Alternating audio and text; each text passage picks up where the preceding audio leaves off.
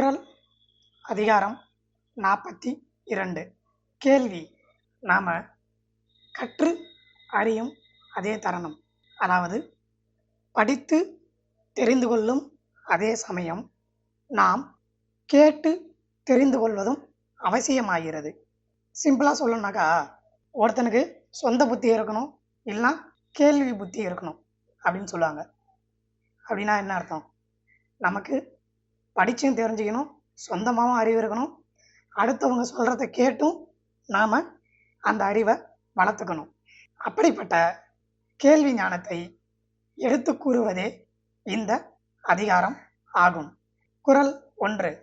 செல்வத்துள் செல்வம் செவிச்செல்வம், அச்செல்வம் செல்வத்துள் எல்லாம் தலை. விளக்கம். செவியால் கேட்டறியும் செல்வம் செல்வங்களுள் ஒன்றாக போற்றப்படும் செல்வம் ஆகும். அந்த செல்வம் செல்வங்கள் எல்லாவற்றிலும் தலைமையானதும் ஆகும். குறள் 2. செவிக்கு உணவில்லாத பொழுது சிறிது வயிற்றுக்கும் ஈயப்படும். விளக்கம். செவி வழியாக இன்பம் தரும் உணவு இல்லாத பொழுது சிறிது வயிற்றுக்கும் தரும் நிலை ஏற்படும். அதாவது நம்ம மனசு அமைதி பெறுவதற்கு நாம் மென்மையான இசைகளை கேட்டோ இல்லை சாமிகளுடைய தியான பாடல்களை கேட்டோ நாம் மகிழ்ச்சி அடைகிறோம். ஒருவேளை அப்படிப்பட்ட இசையை கேட்கவும் நிலையில்லாத பொழுது நம் வயிறு பசித்து சிறிது வயிற்றுக்கு உணவு தேவைப்படும். குறள் 3. செவியுணர் கேள்வி உடையார் அவியுணவின் ஆன்றோரோடு ஒப்பர் நிலத்து. விளக்கம். செவி உணவாகிய கேள்வியை பெற்றிருப்பவர்கள் இந்த பூமியில் வாழ்பவரே என்றாலும் வேள்வித்தீயில் கொடுக்கப்படும் நெய் முதலிய உணவை பெறும் விண்ணுலக தேவர்களுக்கு சமமாவார்கள். குறள் 4. கற்றிலன் ஆயினும் கேட்க அஃதொருவர்க்கு ஒர்க்கத்தின் உற்றாம் துணை. விளக்கம்.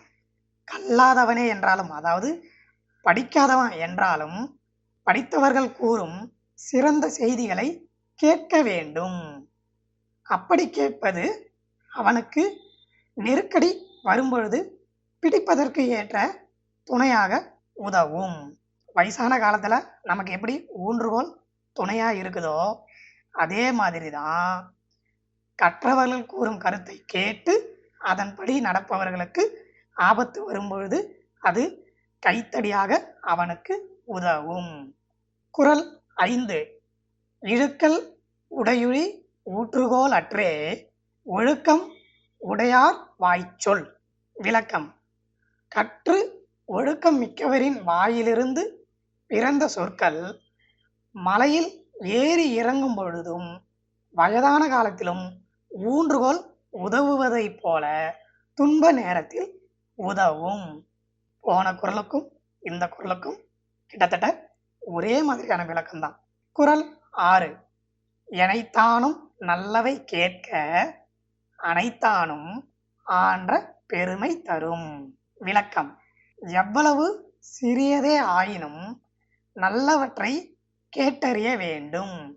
கேட்ட அந்த அளவிற்கு அவை நிறைந்த பெருமையை நமக்கு தரும். குறள் 7. பிழைத்துணர்ந்தும் பேதமை சொல்லார் இழைத்துணர்ந்து ஈண்டிய கேள்வி அவர். விளக்கம்.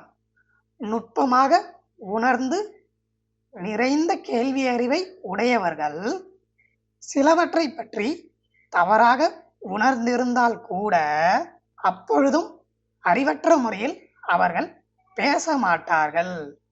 என்னதான் உங்களுக்கு கோபம் வந்தாலும் தப்பான வார்த்தைகளை கோபத்திலும் அவர்கள் பேச மாட்டார்கள் என்பதே இந்த குறளுக்கான விளக்கம். குறள் 8. கேட்பினும் கேளா தகையவே கேள்வியால் தோற்கப்படாத செவி. விளக்கம்.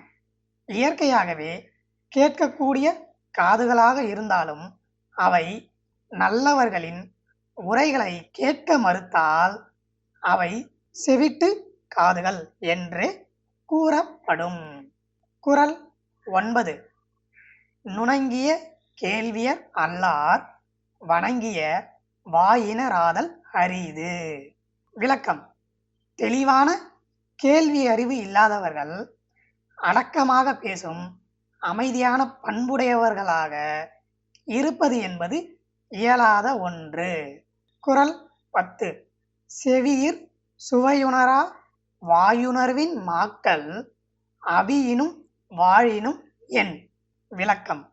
செவியால் நுகரப்படும் சுவைகளை உணராமல் வாயால் அறியப்படும் சுவைகளை மட்டுமே அறியும் மனிதர் இருந்தால் என்ன, இறந்தால் என்ன, அதுதான் அவியினும் வாழினும் என் அப்படின்னு சொல்றாங்க. திருக்குறள் அதிகாரம் 42ல் இருக்கிற அனைத்து குறள்களையும் நாம இன்னைக்கு இந்த வீடியோவில் பார்த்தோம். தொடர்ந்து அனைத்து அதிகாரங்களும் ஒன்றன் பின் ஒன்றாக பதிவிடப்படும். என்றும் அன்புடன் உங்கள் எம்.கே. நன்றி, வணக்கம்.